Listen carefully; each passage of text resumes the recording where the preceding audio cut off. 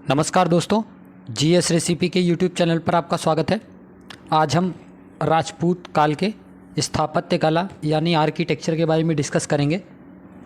ये जो पूरा आर्किटेक्चर वाला पार्ट है राजपूत काल का, ये टोटल इसको 3 भागों में आपके सामने लाया जाएगा। तो पहले भाग की शुरुआत करते हैं। पहला क्वेश्चन बोल रहा है कि नागर, द्रविड़ और वेसर ये जो है यह किस चीज़ से रिलेटेड है। तो इस प्रश्न का जो सही ऑप्शन है, या भारतीय मंदिर वास्तु की 3 मुख्य शैलियाँ हैं।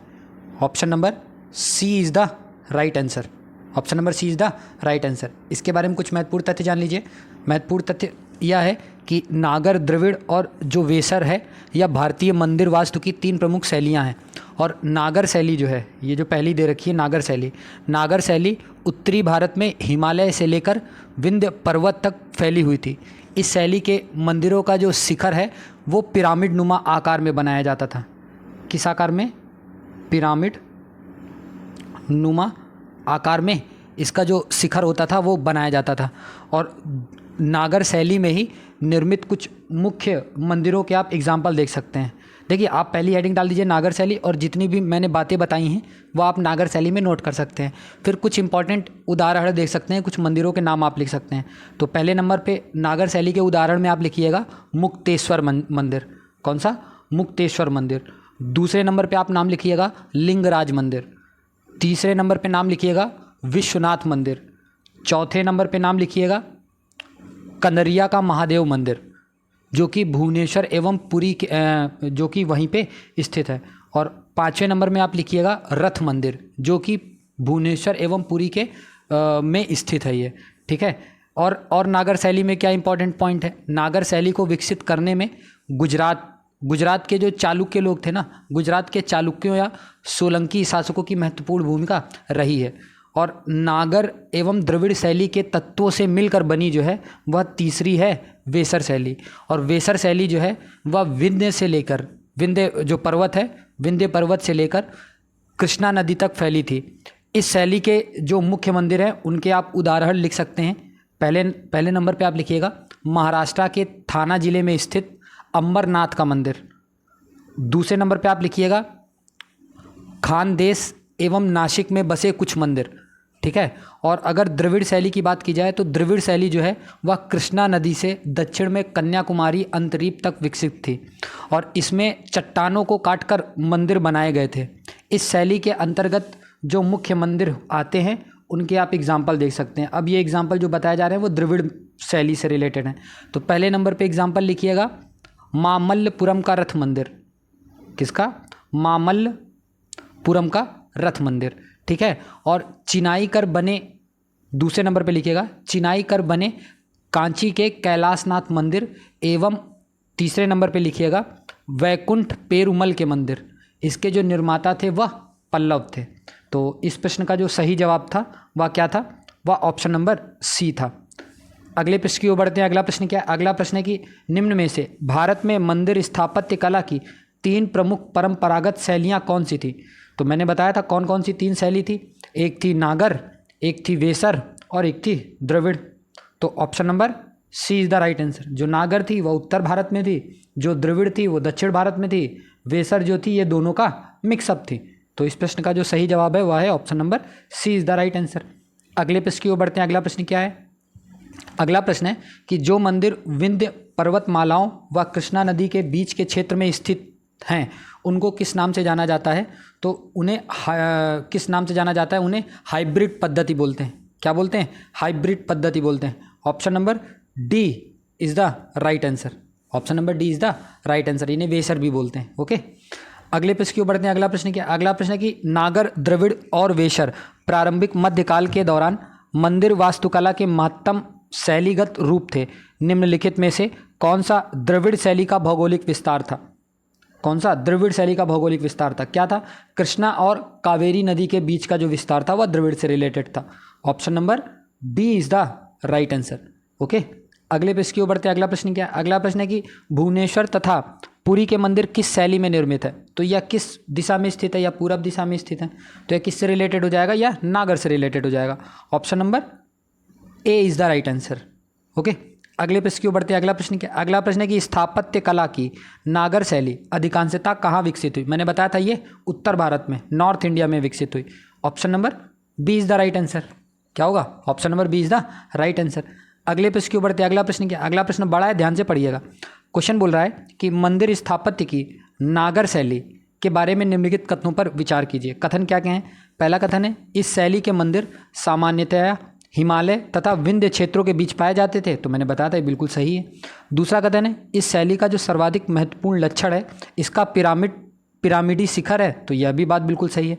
तो इसका जवाब क्या हो जाएगा, इसका जवाब हो जाएगा both 1 and 2 are correct. Option number C is the right answer. अगले प्रश्न की ओर बढ़ते हैं। अगला प्रश्न क्या, अगला प्रश्न है कि भारत के निम्नलिखित मंदिर संकुलों में से कौन सा एक प्रारूपिक नागर शैली को निरूपित नहीं करता।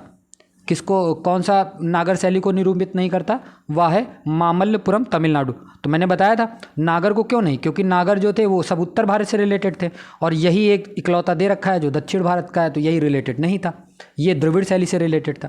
तो इस प्रश्न का सही जवाब क्या है, वह है option number D is the right answer. अगले प्रश्न की ओर बढ़ते हैं। अगला प्रश्न क्या है, अगला प्रश्न है कि द्रविड़ शैली के मंदिरों में गोपुरम से क्या तात्पर्य है। किससे, गोपुरम से क्या तात्पर्य है। इसका जो सही जवाब है, इसका सही जवाब है option number D is the right answer. तोरण के ऊपर बने अलंकृत एवं बहुमंजिला भवन से इसका मतलब होता है। इसके बारे में महत्वपूर्ण तथ्य जान लीजिए। महत्वपूर्ण तथ्य यह है कि पांड्यों के काल में शिल्प कला को मंदिर के सहायक तथा बहिर्वर्ती भाग पर केंद्रित किया गया था और जो मंदिर थे वह छोटे होते थे, किंतु उनके प्रांगण के चारों ओर अनेक प्राचीर जो है वह बनाए जाते थे। ये जो प्राचीर होते थे वह सामान्य होते थे, किंतु इनके प्रवेश द्वार जो होते थे बहुत भव्य बनाए जाते थे, जिनको हम गोपुरम बोलते थे, और बहुत बड़ा विशाल, बहुत बड़ा बनाया जाता था और प्रचुर मात्रा में शिल्पकारिता से अलंकृत होते थे। किससे, आप शिल्पकारिता से अलंकृत होते थे। और पांड्यकालीन वास्तुकला विशेषता जो है मंदिर नहीं अपितु ये गोपुरम ही है। देखो इसका एग्जांपल आपको देखना है ना, तो आप साउथ के किसी भी मंदिर को आप उठा के देख लीजिए। उस मंदिर में जो मेन स्ट्रक्चर होगा ना, उससे पहले एक प्रवेश द्वार होगा और उस प्रवेश द्वार को बहुत भव्य बनाया जाता था। उस प्रवेश द्वार को ही गोपुरम बोलते थे। गोपुरम एक प्रकार का आयताकार भवन होता था जिसका शिखर जो होता था वह ऊपर की ओर चौड़ाई में क्रमशः कम होता जाता था और नीचे लंबाई के बीच प्रवेश मार्ग जो होता है, ठीक है। और इसके अगर कुछ उदाहरण आपके देखने हैं तो द्रविड़ शैली के, तो आप लिख सकते हैं। एक तिरुमलाई मंदिर है, दूसरा चिदम्बरम मंदिर है, तीसरा कुंभकोणम मंदिर है। इसी श्रेणी की कुछ प्रसिद्ध कृतियाँ मानी जाती हैं। तो इस प्रश्न का जो सही जवाब है वह क्या है, वह है option number D is the right answer. अगले प्रश्न की ओर बढ़ते हैं। अगला प्रश्न क्या, अगला प्रश्न है कि दक्षिण भारत के मंदिरों के आकर्षक द्वार जो है वो क्या कहलाते थे। तो मैंने बताया था वह क्या कहलाते थे, वह गोपुरम कहलाते थे। Option number B is the right answer. अगले प्रश्न की ओर बढ़ते हैं। अगला प्रश्न क्या है, अगला प्रश्न है कि निम्नलिखित में से किसका शिखर जो है वह द्रविड़ शैली में बना हुआ है। किसका शिखर जो है वह द्रविड़ शैली में बना हुआ है। इसका जो सही जवाब है वह है option number B is the right answer. Gwalior के तेली मंदिर का जो शिखर है वह द्रविड़ शैली में बना हुआ है। इसके बारे में महत्वपूर्ण तथ्य जान लीजिए। महत्वपूर्ण तथ्य यह है कि ग्वालियर के तेली मंदिर में नक्काशी मूर्तियाँ उत्तर भारतीय शैली में, जबकि शिखर जो है वह द्रविड़ शैली में निर्मित किया गया है। उल्लेखनीय है कि इस मंदिर की जो वास्तु शैली में हिंदू और बौद्ध दोनों वास्तुकला का मिश्रण समाहित किया गया है। इसी तरह जो भुवनेश्वर यानी उड़ीसा में स्थित जो प्रसिद्ध वैताल देउल मंदिर है, कौन सा, वैताल देउल मंदिर का जो शिखर भी जो है ना वो भी द्रविड़ शैली का बना हुआ है। तो इस प्रश्न का जो सही जवाब था वह क्या था, वह था option number B is the right answer. इसको याद रखिएगा आप, इंपॉर्टेंट है। ओके, अगले प्रश्न की ओर बढ़ते हैं। अगला प्रश्न क्या, अगला प्रश्न है कि उत्तर भारत के किस मंदिर का शिखर जो है वह द्रविड़ शैली का बना हुआ है। तो मैंने बताया था किसका है, तेली का मंदिर ग्वालियर में जो है उसका जो शिखर है वह द्रविड़ शैली का बना हुआ है। Option number D is the right answer. अगले प्रश्न की ओर बढ़ते हैं। अगला प्रश्न क्या, अगला प्रश्न है उड़ीसा के निम्नलिखित मंदिरों में से किसका शिखर जो है वह द्रविड़ शैली का है। किसका शिखर जो है वह द्रविड़ शैली का है। तो इस प्रश्न का जो सही जवाब है वह है वैताल देउल, इसका जो शिखर है वह द्रविड़ शैली का है। Option number D is the right answer. अगले प्रश्न की ओर बढ़ते हैं। अगला प्रश्न क्या, मिलान करना है प्रश्न में। एक तरफ आपको मंदिर दे रखा है और दूसरी तरफ उसकी लोकेशन दे रखा है, तो आप नोट कर सकते हैं। जो कैलाशनाथ का जो मंदिर है मैंने बताया था वह कांचीपुरम तमिलनाडु में। कहाँ पर? ये तीसरा, पहले का हो जाएगा तीसरा, और कांचीपुरम का आप नोट कर सकते हैं, कांचीपुरम जो है वह तमिलनाडु में है। ठीक है। दूसरे नंबर पे आपका आता है बृहदेश्वर मंदिर। बृहदेश्वर मंदिर जो है वह तंजावुर में है, तंजावुर। और तंजावुर कहाँ पर है? तंजावुर है ये भी तमिलनाडु में। कहाँ पर? तमिलनाडु में। और बी का हो जाएगा 4। ठीक है। तीसरे नंबर पे दे रखा है होयसलेश्वर मंदिर। जो होयसलेश्वर मंदिर है यह हलेबीड में स्थित है, तो ये इसका तीसरे का हो जाएगा फर्स्ट। और हलेबीड कहाँ पर है? यह है कर्नाटका में। कहाँ पर? कर्नाटका में। और सबसे लास्ट में आता है गोमतेश्वर। गोमतेश्वर कहाँ पर स्थित है? यह श्रवणबेलगोला में स्थित है। और श्रवणबेलगोला भी कहाँ पर है? ये भी कर्नाटक में है। कहाँ पर? कर्नाटक में है। तो इसका हो जाएगा 3 4 1 2। तो 34 12 जिसमें होगा वही आपका सही जवाब होगा, और वो सही जवाब है option number B is the right answer. Option number B is the right answer. अगले प्रश्न की ओर बढ़ते हैं। अगला प्रश्न क्या? अगला प्रश्न फिर से दे रखा है, एक तरफ मंदिर दे रखा है, दूसरी तरफ जनपद दे रखा है। आप मिलान करिए। जो दशावतार जो मंदिर है वह कहाँ पर स्थित है? वह ललितपुर में स्थित है। तो ए का हो जाएगा 4। ए का हो जाएगा 4। दूसरे नंबर पे दे रखा है बाबा सोमनाथ मंदिर। यह कहाँ पर स्थित है? यह देवरिया में स्थित है। कहाँ पर? यह देवरिया में स्थित है। तो बी का हो जाएगा 3।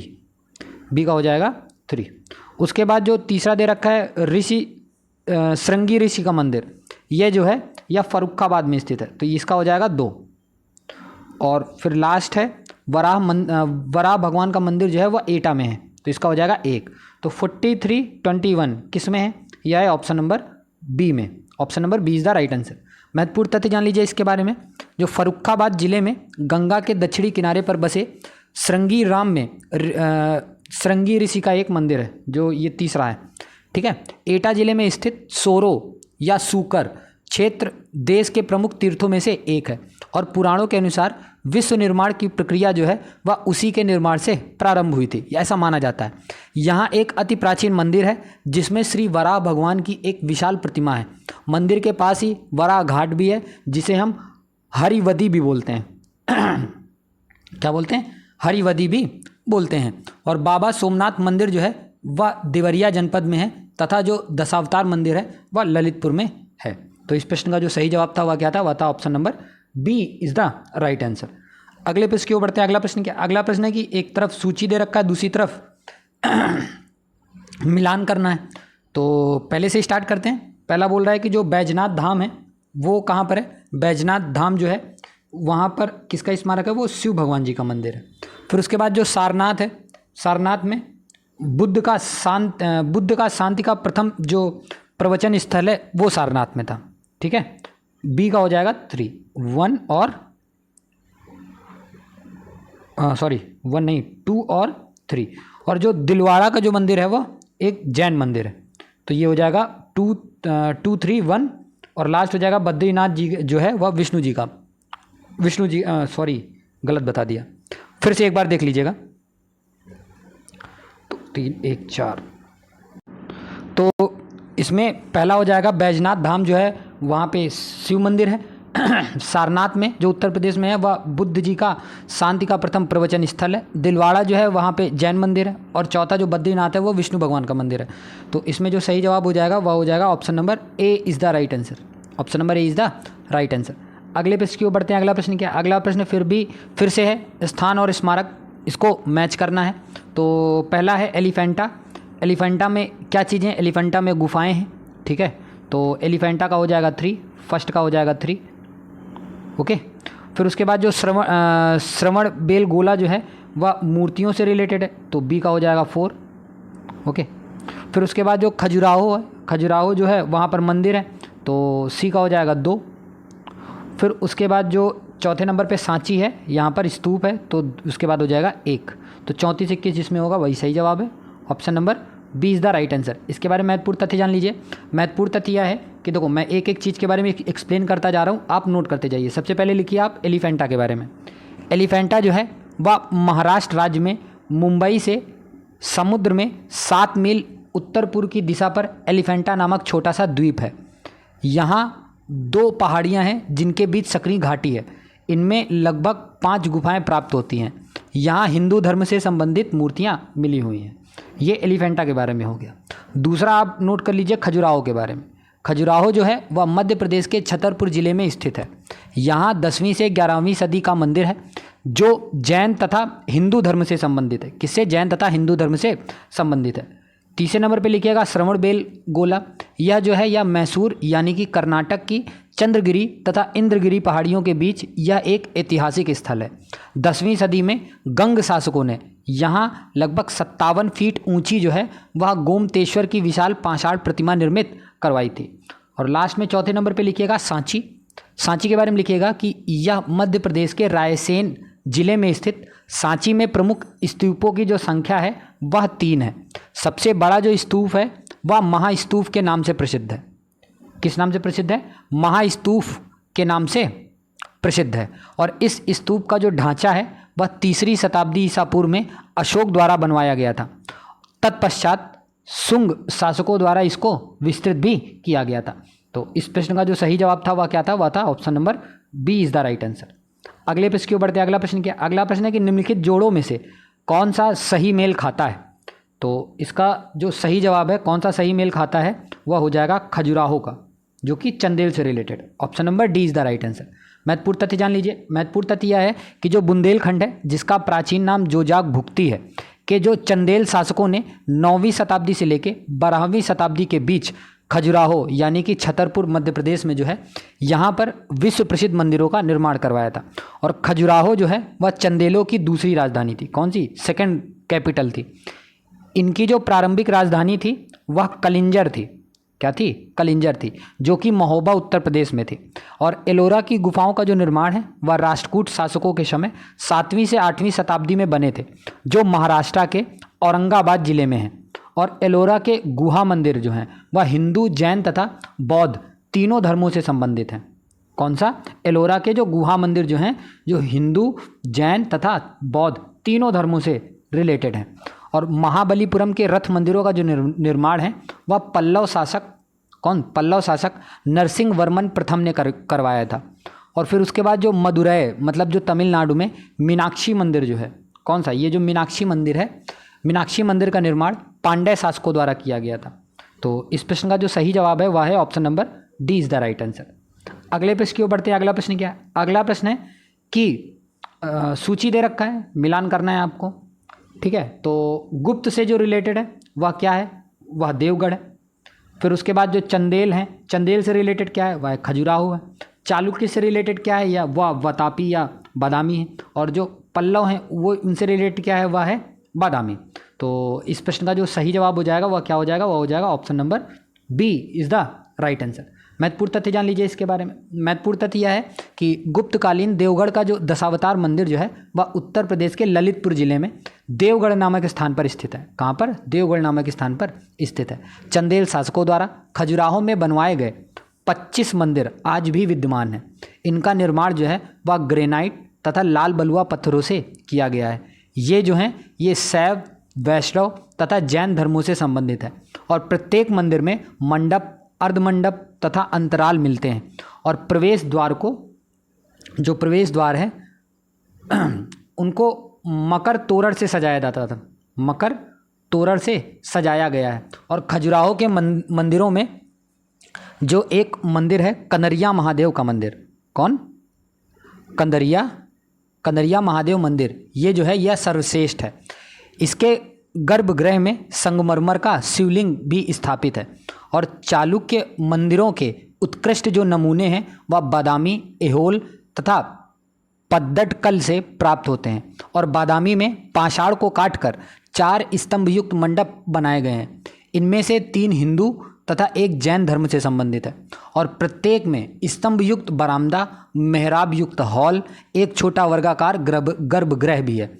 और जो पल्लव नरेश थे, जिनका नाम क्या था? जिनका नाम था नरसिंह वर्मन, इन्होंने वातापी को जीतकर वातापी कोंड की उपाधि धारण की थी। किसकी? वातापी कोंड की उपाधि भी इन्होंने धारण की थी। तो इस प्रश्न का जो सही जवाब हो जाएगा वह हो जाएगा option number B is the right answer. अगले प्रश्न की ओर बढ़ते हैं। अगला प्रश्न क्या है? अगला प्रश्न है कि निम्नलिखित में से कौन सा या से सूर्य मंदिरों के लिए विख्यात है? कौन विख्यात है? क्या अरसवल्ली विख्यात है? हाँ, ये विख्यात है। क्या अमरकंटक भी विख्यात है? ये विख्यात नहीं है। क्या ओमकारेश्वर विख्यात है? तो ये भी विख्यात नहीं है। तो इस प्रश्न का जो सही जवाब हो जाएगा वह हो जाएगा option number A is the right answer. महत्वपूर्ण तथ्य जान लीजिए। महत्वपूर्ण तथ्य यह है कि आंध्र प्रदेश के अरसवल्ली में कलिंग नरेश देवेंद्र वर्मा द्वारा 7वीं सदी में निर्मित प्रसिद्ध जो सूर्य मंदिर है वह स्थित है, जबकि मध्य प्रदेश के खंडवा जिले में स्थित जो ओमकारेश्वर मंदिर है वह भगवान शिव के प्रसिद्ध 12 ज्योतिर्लिंगों में से एक है, तथा मध्य प्रदेश के ही अनूपपुर जिले में स्थित अमरकंटक जो है वह नर्मदा और सोन नदियों का जो उद्गम है वो भी यहाँ से है। तो इस प्रश्न का जो सही जवाब था वह क्या था? इस प्रश्न का सही जवाब था option number A is the right answer. अगले प्रश्न की ओर बढ़ते हैं। अगला प्रश्न क्या है? अगला प्रश्न फिर से मिलान वाला है, ध्यान से पढ़िएगा। तो एक तरफ दे रखा है मंदिर, दूसरी तरफ दे रखा है स्थान। तो जो पद्मनाभ स्वामी जो मंदिर है वह तिरुवनंतपुरम में है, बहुत फेमस रहता है, न्यूज़ में भी बहुत रहता है। तो ए का हो जाएगा 4, ए का हो जाएगा 4। दूसरा है शिव मंदिर, शिव मंदिर जो है वो तंजावुर में है, तो बी का हो जाएगा 2, तो बी का हो जाएगा 2। तीसरा श्रीरंगम है, श्रीरंगम जो है वो त्रिची में स्थित है, तो सी का भी हो जाएगा 3। और चौथा जो सूर्य मंदिर है या पाटन में स्थित है, तो डी का हो जाएगा 1। तो सही जवाब क्या हो जाएगा? 42 और 31 सही। इसका सही आंसर हो जाएगा option number A is the right answer. Option number A is the right answer. अगले प्रश्न की ओर बढ़ते हैं। अगला प्रश्न क्या है? अगला प्रश्न है कि निम्न मंदिरों को कालानुक्रम में व्यवस्थित कीजिए और नीचे दिए गए कूटों का सही उत्तर चुनिए। तो मैं बता देता हूँ, आप चुन लीजिएगा।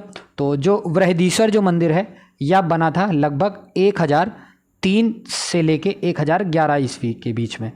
जो गंगैकोंड चोपुलम मंदिर जो है यह लगभग 1014 से लेके 1044 तक ये बना था।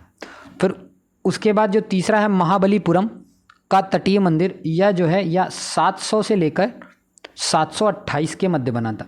और जो लास्ट है सप्त पगौड़ा, ये जो है यह 640 से लेकर 674 ईस्वी तक बना था। ठीक है, इसके बारे में कुछ और महत्वपूर्ण तथ्य जान लीजिए। इनका निर्माण किन्होंने करवाया, आप नाम नोट कर सकते हैं। पहला जो है बृहदीश्वर मंदिर, इसका जो निर्माण है वह राजराजा चोल ने करवाया था। नाम आप नोट कर लीजिएगा, राजराजा चोल ने करवाया था। दूसरा जो है गंगैकोंड चोपलम मंदिर, इसकी जो स्थापना है वह राजेंद्र चोल ने करवाई थी। तीसरे नंबर पे जो है महाबलीपुरम का तटीय मंदिर, इसकी जो स्थापना है वह नरसिंह वर्मन सेकंड ने करवाई थी। और जो चौथा है सप्त पगौड़ा, इसकी जो स्थापना है वह नरसिंह वर्मन प्रथम ने करवाई थी। तो इस प्रश्न का सही जवाब आप अपने हिसाब से देख लीजिए, आंसर हो जाएगा option number D is the right answer. Option number D is the right answer. अगले प्रश्न की ओर बढ़ते हैं। अगला प्रश्न क्या है? अगला प्रश्न है कि निम्नलिखित स्मारकों को तिथि क्रम में व्यवस्थित कीजिए।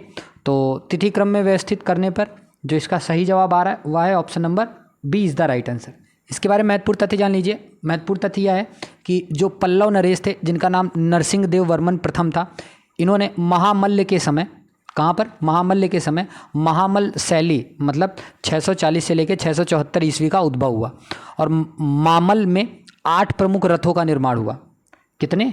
8 जो है वह प्रमुख रथों का निर्माण हुआ। सबके नाम आप नोट कर सकते हैं। प्रथम रथ का नाम है द्रौपदी रथ, दूसरे रथ का नाम है नकुल सहदेव रथ, तीसरे रथ का नाम है अर्जुन रथ, चौथे का नाम है भीम रथ, पाँचवें का नाम है धर्मराज रथ, छठवें का नाम है गणेश रथ, सातवें का नाम है पिडारी रथ और आठवें का नाम है वलयंकुटय रथ, जिन्हें हम सप्त पगौड़ा कहते हैं।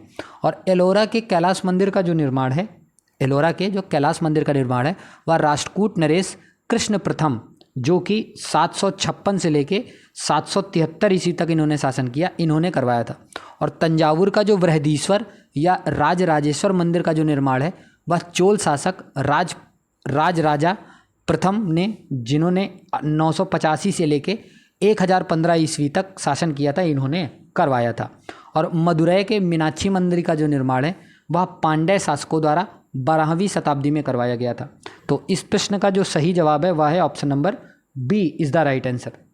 अगले प्रश्न की ओर बढ़ते हैं। अगला प्रश्न क्या? अगला प्रश्न है निम्नलिखित में से कौन सही युग्म प्रदर्शित करता है? कौन है जो सही युग्म प्रदर्शित करता है? वह है option number A is the right answer. Khajuraho में जो है वह चंदेल से रिलेटेड। महत्वपूर्ण तथ्य जान लीजिए। महत्वपूर्ण तथ्य यह है कि चंदेल राजाओं का जो शासनकाल है वह कला की उन्नति के लिए अत्यधिक प्रसिद्ध माना जाता है। इस काल की कला के इतिहास प्रसिद्ध उदाहरण आज भी खजुराहो में विद्वान हमें मिलते हैं। यहाँ पर लगभग 30 मंदिर जो हैं वह खड़े हैं, जो विष्णु जी, शिव जी तथा जैन तीर्थंकरों की उपासना में निर्मित करवाए गए थे। और मंदिरों में कंदरिया महादेव जी का जो मंदिर है वह सर्वाधिक प्रसिद्ध है। और समग्र रूप से खजुराहो की जो कला है वह अत्यंत प्रशंसनीय है और यह चंदेल शासकों की अपार कीर्ति का प्रतीक है। तो इस प्रश्न का जो सही जवाब है वह है option number A is the right answer. A is the right answer. अगले प्रश्न की ओर बढ़ते हैं। अगला प्रश्न क्या है? अगला प्रश्न है कि सूची 1 सूची 2 दिए गए हैं, एक तरफ टेम्पल और दूसरी तरफ टाउन दिए गए, मतलब एक तरफ मंदिर और दूसरी तरफ शहर दिए गए। इसके बारे में देख लीजिए कौन सा सही होगा। कैलाशनाथ जो है वह कांचीपुरम में है, लिंगराज जो है वह भुवनेश्वर में है, कंदरिया महादेव जो है वह खजुराहो में है जो सबसे प्रसिद्ध है, और जो दिलवाड़ा है वहाँ पर माउंट आबू है। ओके, इस प्रश्न का जो सही जवाब हो जाएगा वह हो जाएगा option number B is the right answer. अगले प्रश्न की ओर बढ़ते हैं। अगला प्रश्न क्या है? अगला प्रश्न थोड़ा सा बड़ा है, ध्यान से पढ़िएगा। ओके, क्वेश्चन दे रहा है, स्थल दे रहा है और पूछ रहा है कि ये मैच करते हैं या नहीं। पहला है कि बुद्ध के महापरिनिर्वाण की एक की ओर अनेक दैवी संगीतज्ञ तथा नीचे की ओर उनके दुखी अनुयायी दर्शाए गए हैं, तो ये कथन क्या सही है और यह क्या अजंता में है? हाँ, बिल्कुल सही बात है ये। ओके, दूसरा बोल रहा है कथन में माउंट आबू में क्या स्थित है, ये बोल रहा है कि प्रस्तर पर उत्कीर्ण विष्णु के वराह अवतार की विशाल प्रतिमा जिसमें यह देवी पृथ्वी को गहरे विक्षुब्ध सागर से उबारते दर्शाए गए हैं, क्या ये माउंट आबू में है? नहीं, ये गलत है। और तीसरा बोल रहा है कि विशाल गोलाश्मों पर गंगा अवतरण उत्कीर्ण अर्जुन की तपस्या जो है या मामल्लपुरम में स्थित है, तो हाँ ये बिल्कुल सही है।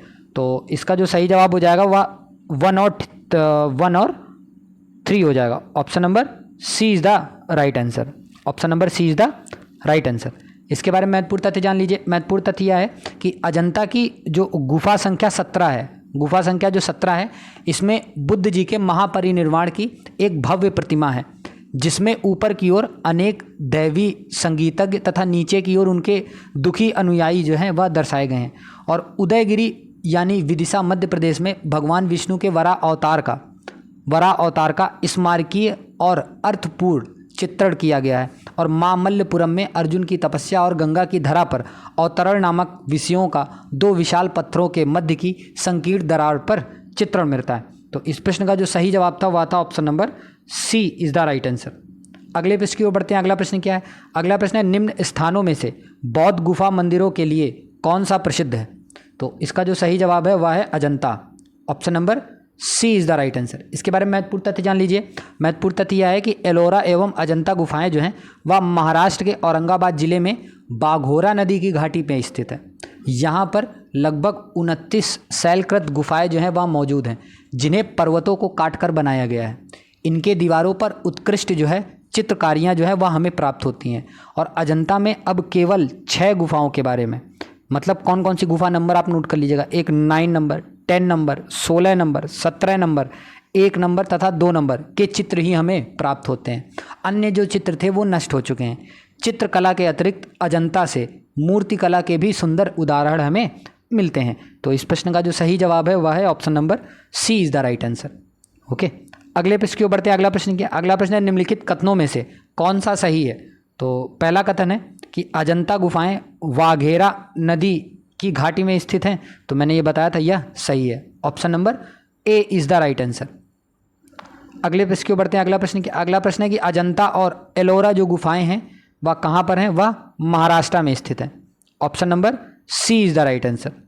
अगले प्रश्न की ओर बढ़ते हैं। अगला प्रश्न क्या? अगला प्रश्न है कि अजंता व एलोरा की गुफाएं किस नगर में स्थित हैं? या जो स्थित हैं या औरंगाबाद में स्थित हैं।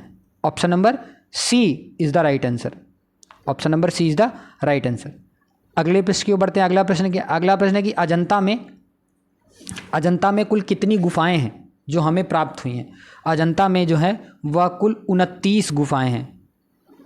Option number A is the right answer. Total 29 गुफाएं हैं। Okay, option number A is the right answer.